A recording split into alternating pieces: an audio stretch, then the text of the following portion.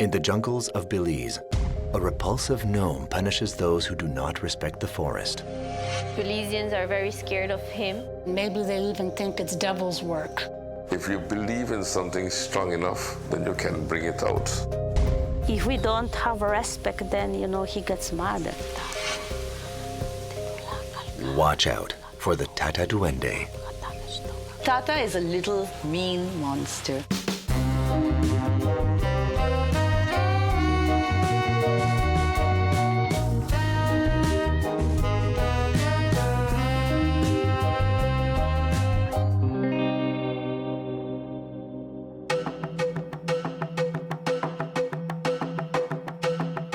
Belize, a splendid small Central American nation located south of Mexico. It's especially popular for its 250 kilometers or 155 miles of beaches overlooking the Caribbean Sea. But Belize, and in particular the Cayo region, has a rich Mayan heritage. More than half of the country is covered by tropical forests protected by the government. But in these lush forests lurks a monster that has fascinated and terrorized Belize for centuries. The Tata Duende. A gnome, at times good or evil.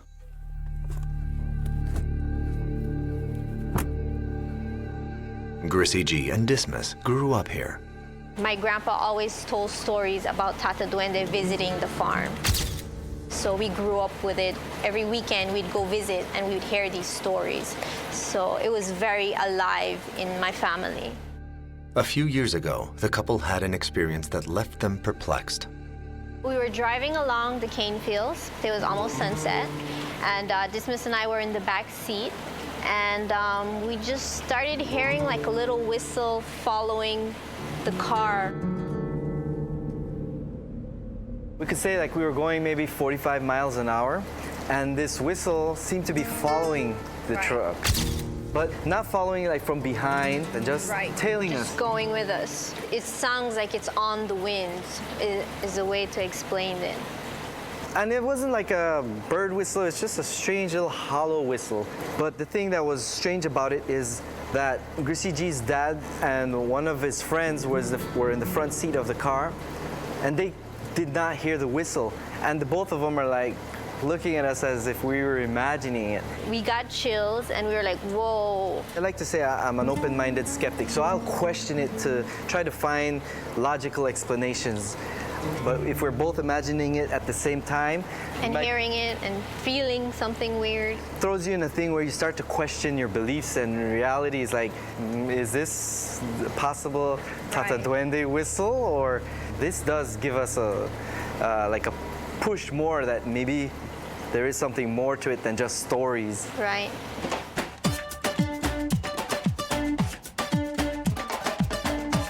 The million tourists who visit Belize each year have no idea that the country's jungle hides such mysteries.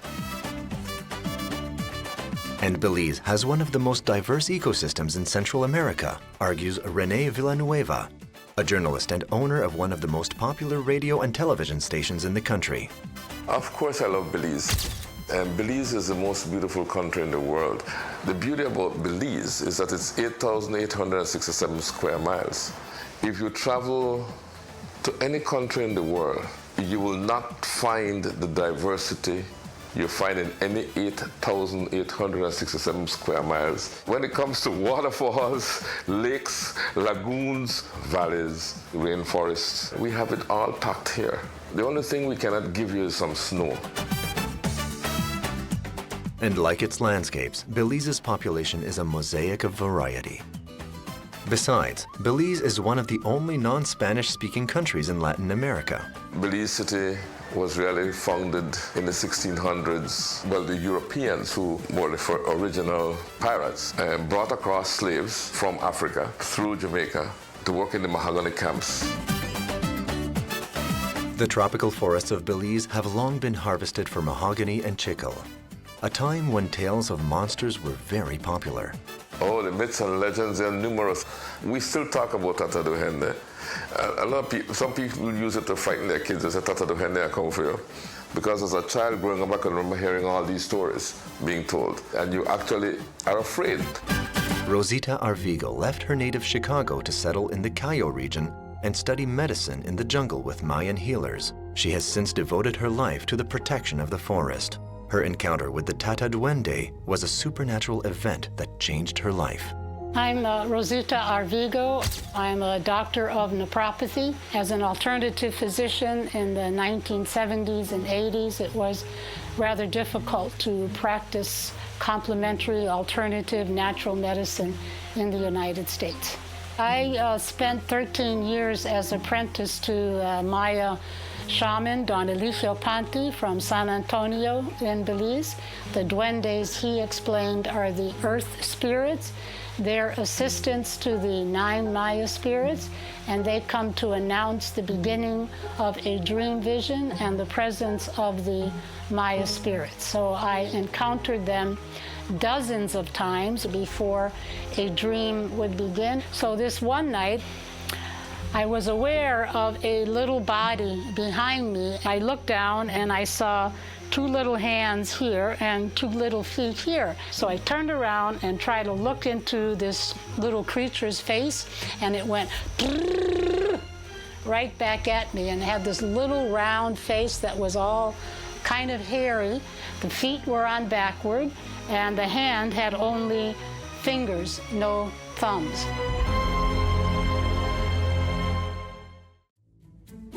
Grissy G and Dismas are on a mission. They have dedicated the last 10 years to reviving the legend of the monster that haunted their dreams as children. We are both artists, animators, and authors. We were originally born in Belize, but we currently reside in Los Angeles. We are documenting the myths that we remember as children to preserve this kind of telling of the tales. to document these oral traditions that we remember. Even though we live in Los Angeles, we can't help, we think about Belize every day. So the book is kind of like our way of basically giving back to the kids to kind of revive this excitement and energy and love for these kind of things that we loved as kids, you know? The duo created paintings and an animated film about the Tata Duende. They also wrote a book about the monster, The Legends of Belize. Most Belizean, you ask them about Tata Duende, they'll have a story. So Right. it's like, it's part of us, it's ingrained. So the importance of it is connected to all that we feel that is Belizean. The Tata Duende hides in the jungle, keeping discreet. But unlike other monster legends where descriptions vary wildly, here in Belize, everyone has a clear picture of the Tata Duende's appearance. Most people say that Tata Duende is a little man that lives in the jungle. They're 1 to 2 feet tall, He usually has a beard and a hat. and they have 4 fingers with no thumbs.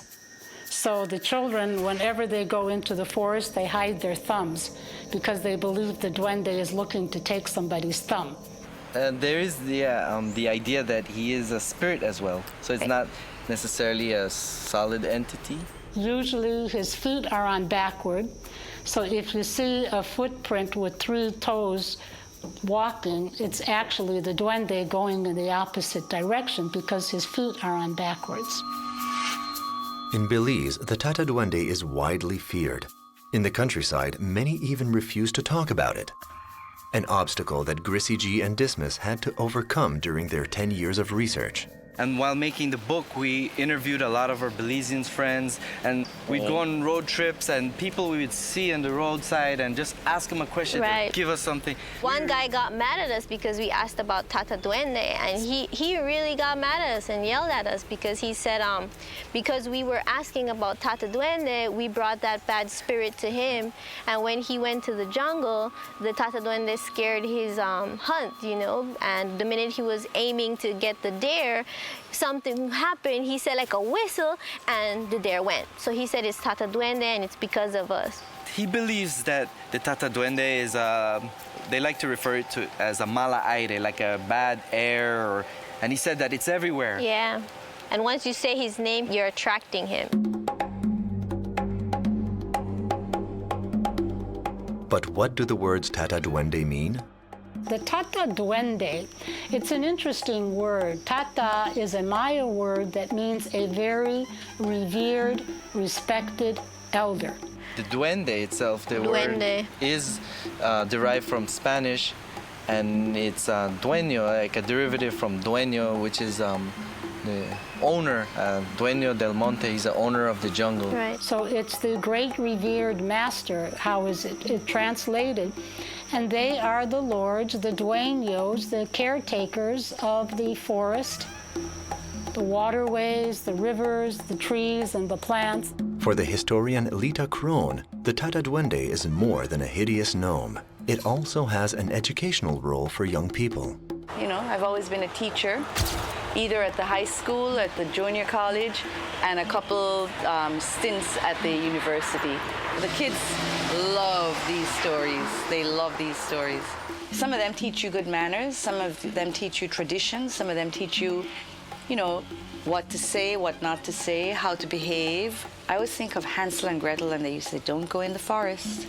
And these parents wanted to take care of their kids, so maybe they'd say, be careful, and they were right, because being in the forest, there's a lot of dangerous things there. Parents, mothers, and caretakers of children often say, behave or the Tata Duende is coming for you. Finish your meal or I'll call the Tata Duende to come take you. So a lot of these stories too, our grandma would tell us, you know, don't go play back there because the little duende will take you away if Right. you don't behave yourself.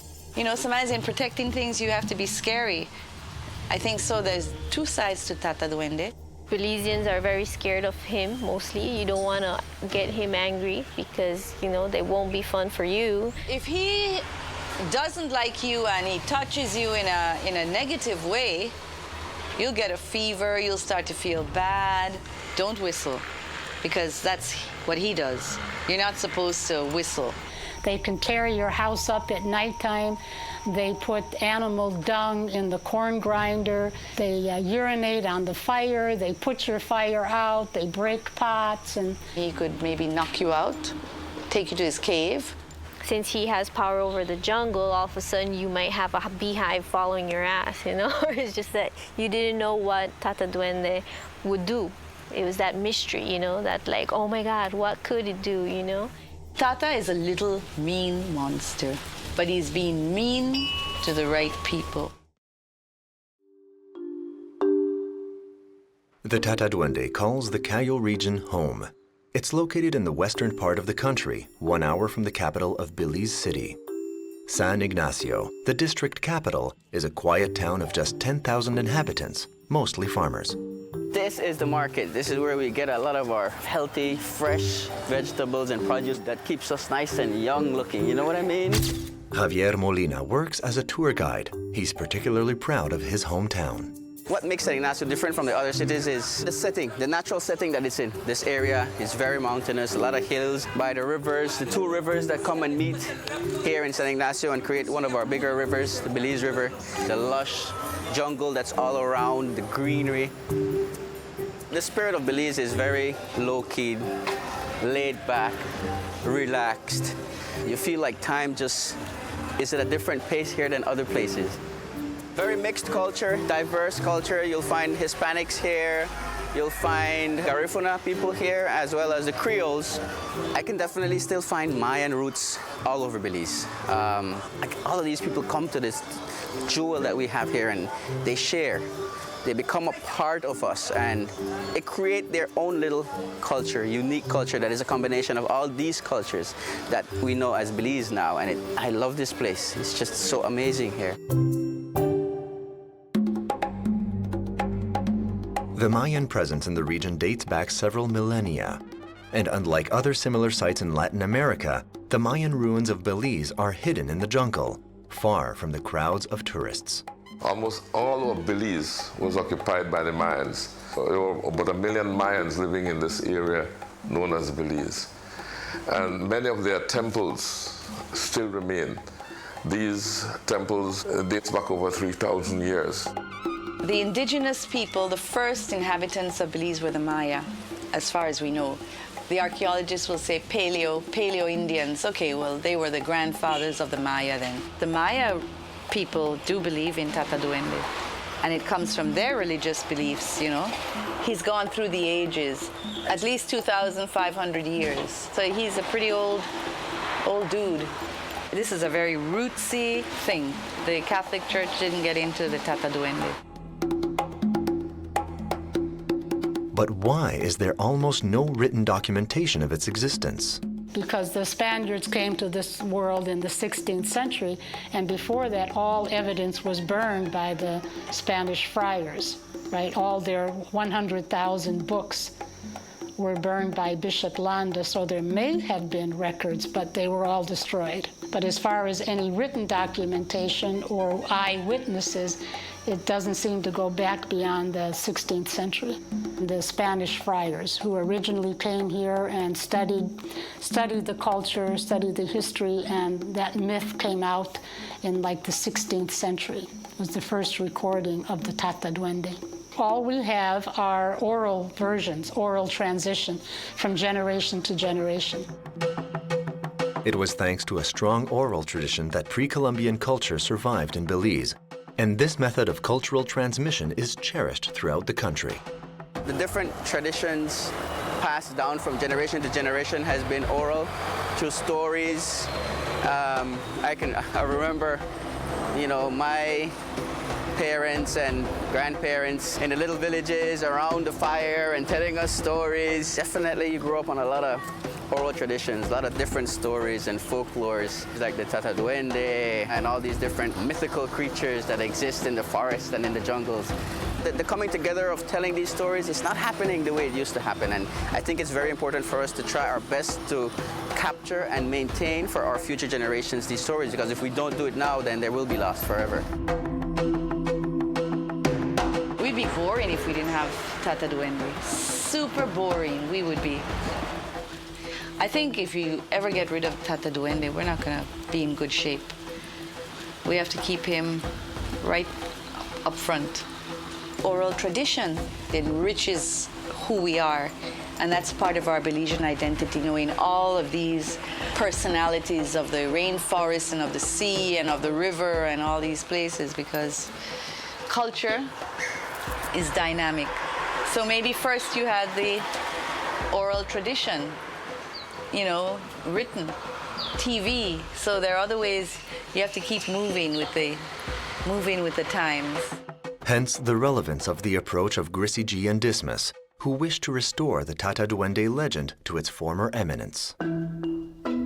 Do you think the Tata Duende or interpretation will affect our country? I think it's going to bring an interest of another scope or another dimension, because people come here to see the beautiful Caribbean. You go to the rainforest, you go to the Maya sites, but this is going to give a deeper insight into Belizean culture. Right. Because we're not just sites, we're like a personality, and you know, it's who we are. Right.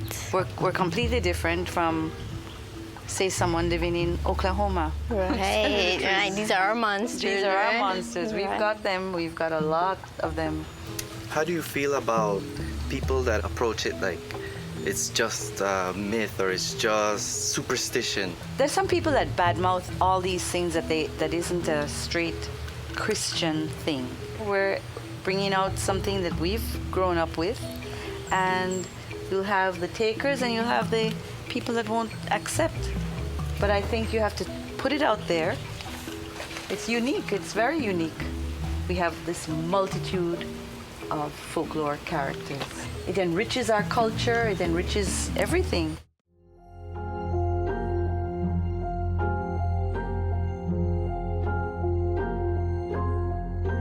Grissy and Dismas continue their search for the mysterious Tata Duende. In a small village in the Cayo region, they meet Maria Garcia, a Mayan spiritual leader familiar with this jungle monster.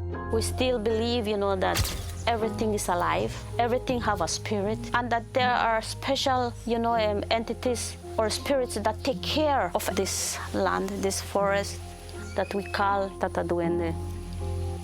We know that he is powerful, we know that he's secret, and that's why we do have a lot of reverence to him, If we don't have respect, then, he gets mad. Of course, right. It's not that he's bad. It's because he have a mission, you know. He wants to let know his feelings.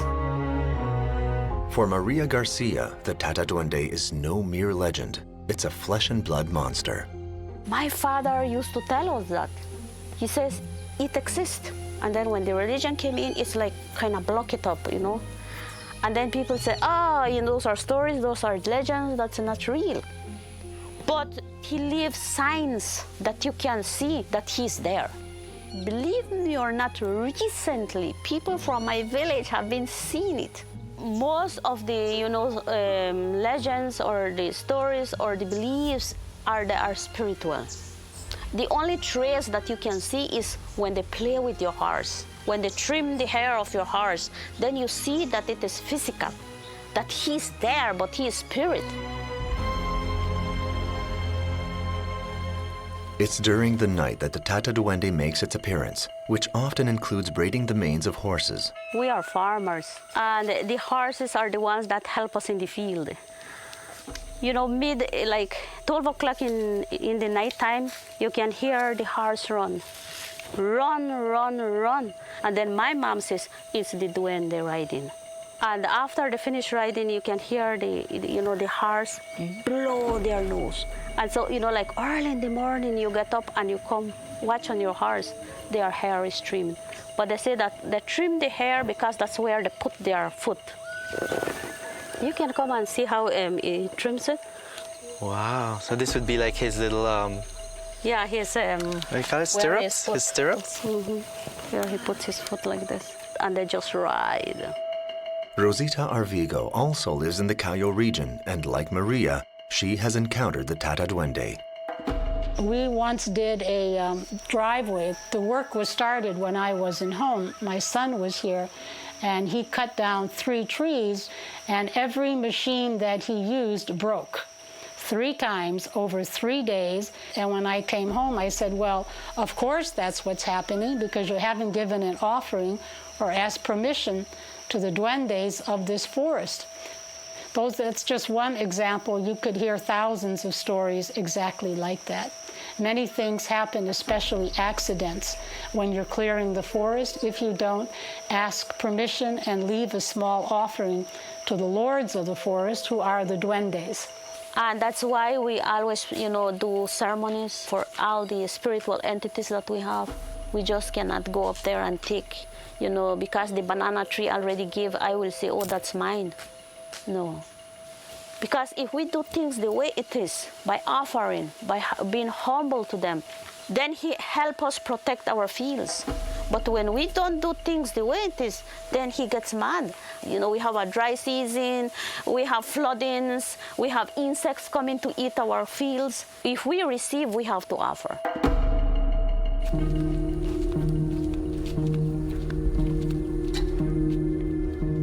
Grissy G and Dismas also want to ensure that they're in the Tata Duende's good graces.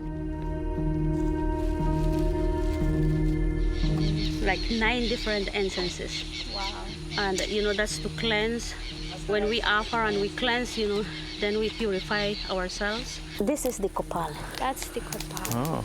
But it's like a wax. It's a sap. Is it from a tree called copal? Yes, this is one of our most sacred trees. That's what we are going to be offering. And this altar, is it specially designed for? Yes, that is how our Mayan people do their altars. We cut it from the forest, from the sacred forest. We ask permission because we are going to be making a ceremony. And so we cut them and we, you know, put the altar so that we can put all what we are going to be offering. And then we are offering a lot of incenses so that he can feel, you know, like rejoiced. He is an artist. He loves music, so he likes to play. So we have to offer him, you know, a guitar. And then cigar, he likes to smoke cigars. I've heard that. So it's tobacco. Okay. Tobacco? And then sweets, because they like sweet things. And then we have a special porridge that we do for them, which is sacred corn, and you put it to boil without anything. Then you're going to grind it, and that's especially for them. And these are wine. When you make your offerings, you have your, I would say, internal prayers that you make? Yeah, we do have our prayers. Well, it's passed down from generation after generation. We have to smudge everything too so that they can know that it's for them.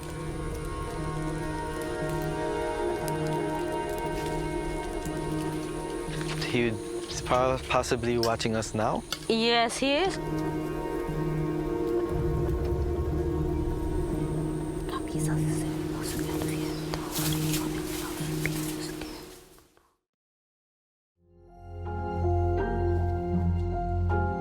Grisiji and Dismas pursue their offering to woo the Tata Duende. But will the mythical jungle monster appear? When we make ceremonies, as soon as we start to put the altar and everything, you can see the difference. If it's hot sun, you can see that the clouds starts to get together. After it just rain, then the farmers can plant. This is from the sipche. This is a very secret plant, and so whatever negative that we have, they get it. So it'd be like a sponge for the negative. I had to observe your negativity. I would love, the first one to come.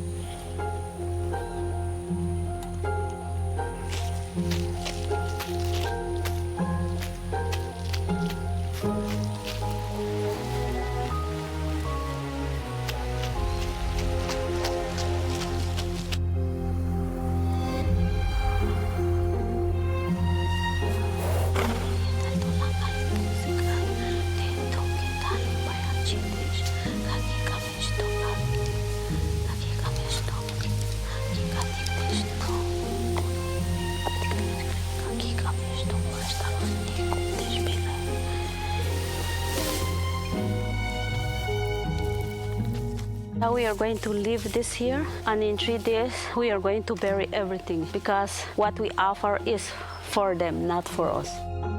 Did you notice, Miss Garcia, how the breeze just started blowing and the rain, and the rain too started to drizzle. Is that? That's good? Yes, it's good.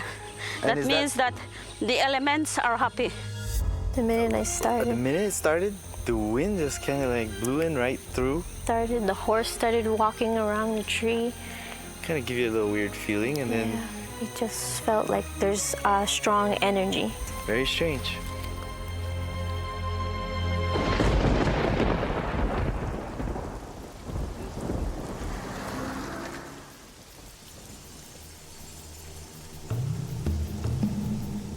We have set borders.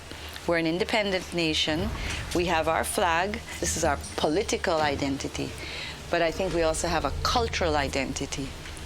Culture in Belize, and culture in Belize is multicultural. We're having things come from Africa, things come from the Maya, things come from the mixture, the mestizo culture, But the Maya have ingrained a lot of beliefs in our whole system. I don't think you're going to find Tata Duende in a city. We have had a lot of rural areas for a very long time. I think he's more on the outskirts. Like most of our folklore, they're not urban dwellers, they're rural. Today, 3/4 of Belizeans are Roman Catholic or Protestant, but that wasn't always the case. Most of the Christian evangelists in Belize would say that we shouldn't believe in those things, and maybe they even think it's devil's work, or that the duende is an evil spirit, because they want people to turn away from the old ways and turn their face to the new Christianity.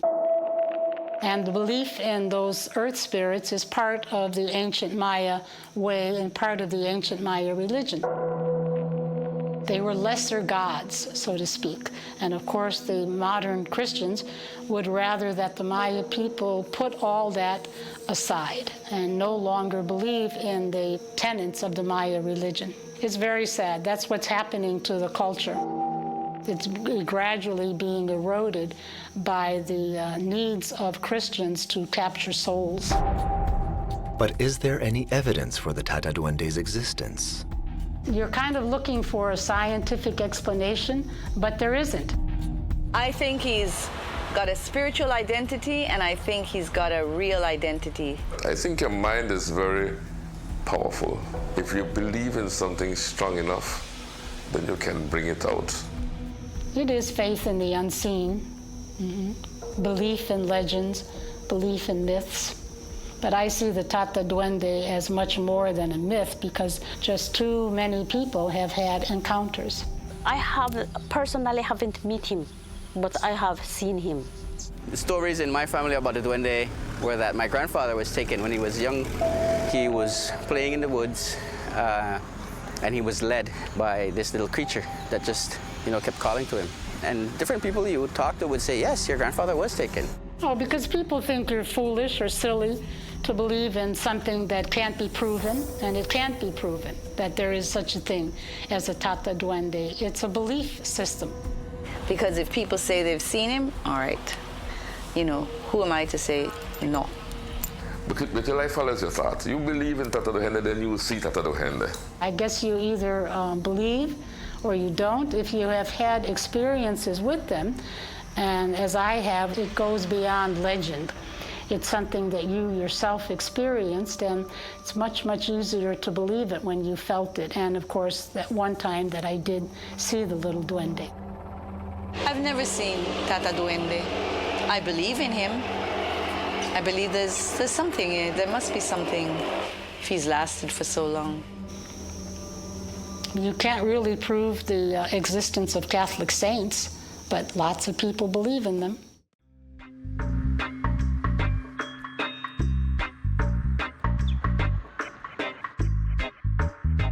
Whether myth or monster, the Tata Duende must be reintegrated in the culture of Belize, says Grissy G's best friend. But they've been working on this for a long time, and I think it's such a powerful thing to bring back folklore. A lot of young people today either have never heard of him or in a very vague way, and it's so important to bring that back. Not because you need to believe, but because it's dogma, it's story. It's all about who we are and where we come from and our ancestry, and those things should never be lost. That's a part of our identity. So I think there's a lot of positive things to Tata Duende. He is anti-destruction of our natural treasure. So, sometimes children learn through fear, or, don't do this because there's a consequence, and that's what Tata Duende is about. He's a protector, and everybody needs a protector. I think he's our first environmentalist, and he promotes moderation. He doesn't mind if you go hunting or if you go picking things from the tree, but don't overdo it. Just take what you need and leave. You don't have to get into big business over the rainforest, and I think that's the way the rainforest has survived. I think we need a lot more Tata Duendes. Us like indigenous people, we love the forest. The forest is our home. So if we don't care, and take care of it, then what will happen? Right. The future generations are there, and we have to leave something for them. So it is important to preserve it. So if this story is to preserve the rainforest or the jungles, it's a good one to teach. If more young people, get into preserving the culture, the environment, our natural resources, I think we are on the right path.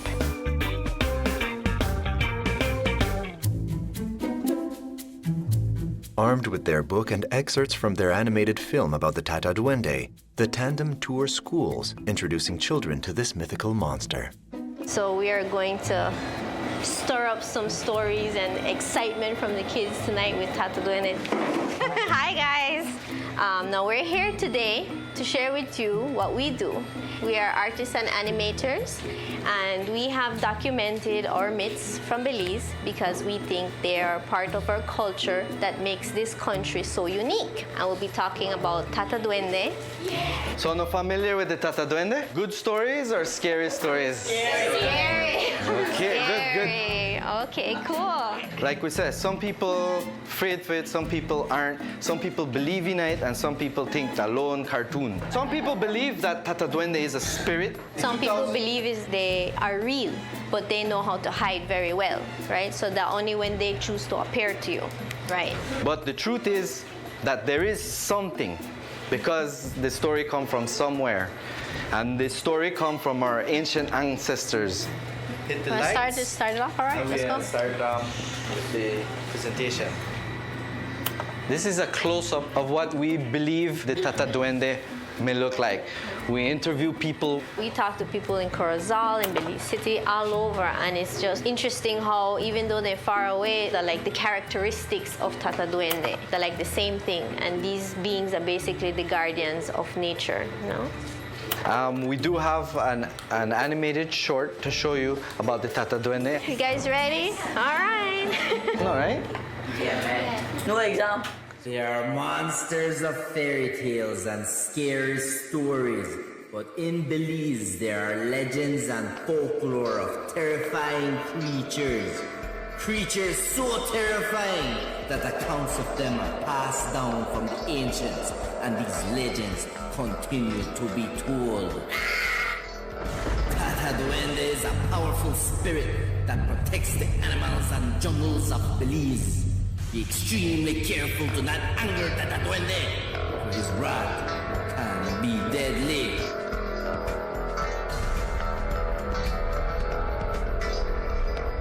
So, thank you guys.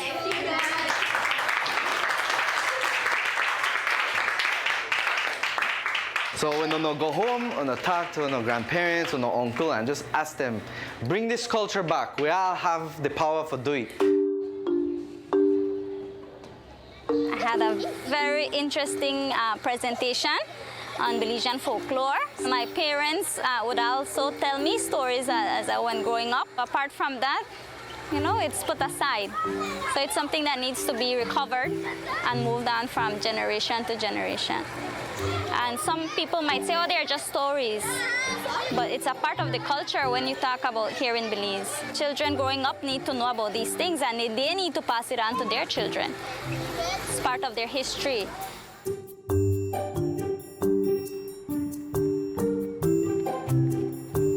The next stop on their tour, a return to the capital for an appearance on the popular talk show, Belize Watch. The host is also the owner of the premises, Rene Villanueva.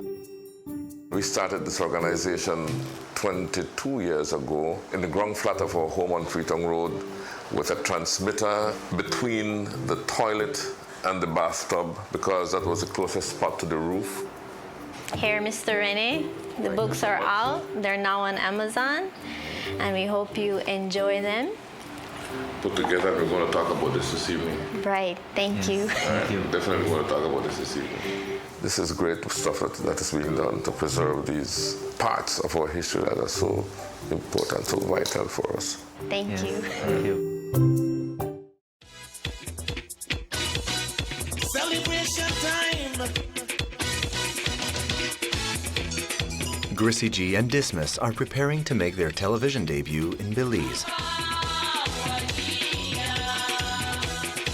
Good evening and welcome to another edition of Belize Watch. It's a pleasure, honor, and a privilege to be with you on a lovely Tuesday evening. And what a show we have for tonight. We have the great Dismas. Welcome, Grissy G. Yes, Welcome. Thank you. And it's good to see you guys again. Glad to be here. And joining us this evening are some young folks and some average young folks, members of the Imperial Band. So we're going to make a mixture of music and folklore this evening.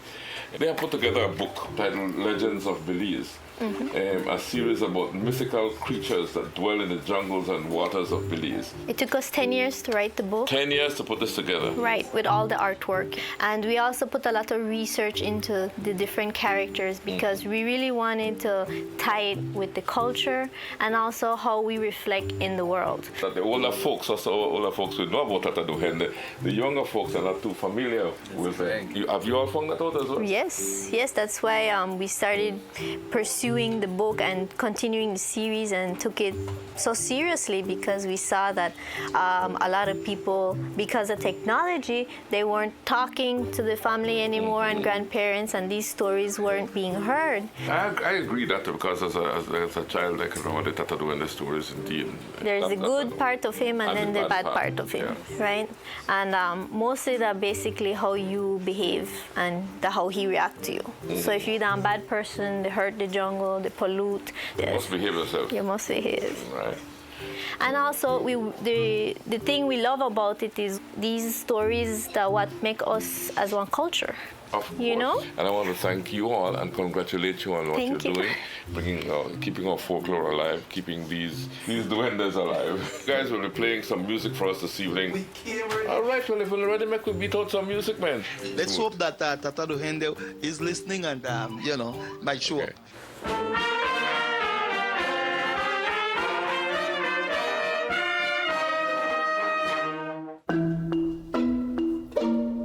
This Tata Duende that wants to protect the forests may do useful work for Belize. The ecotourism sector is booming in the Cayo region, and the development of this promising industry is now a priority for this small Central American nation. Tourism already accounts for 12% of the local economy. We subscribe to ecotourism, leaving things as natural as we can. Per capita, we'd have more marine reserves, more forest reserve, more river reserve, more lagoon reserves than any country around us. If you want natural things as natural as they can be, this is Belize. Does the Tata Duende have a place in contemporary Belize? Absolutely, says historian Lita Crone. If you ever get rid of Tata Duende, we're not going to be in good shape. We have to keep him right up front. He's a rebel. He's like saying, listen, if you can't take care of it, I've got to take care of it. And if I have to use scary tactics, I'm going to use scary tactics. That's the way the rainforest has survived. You know, I guess I was taught that to fear the duende, it was something that's scary, something you didn't want to run into. But eventually, as you get a little bit older, you realize that he's a good guy. He's just doing his job, which is protecting this beautiful jewel that we have, protecting nature and a part of Mother Nature. To me, Tata Duende is just a folklore that was used to entertain. I haven't seen Tata Duende. Some people say they have seen him.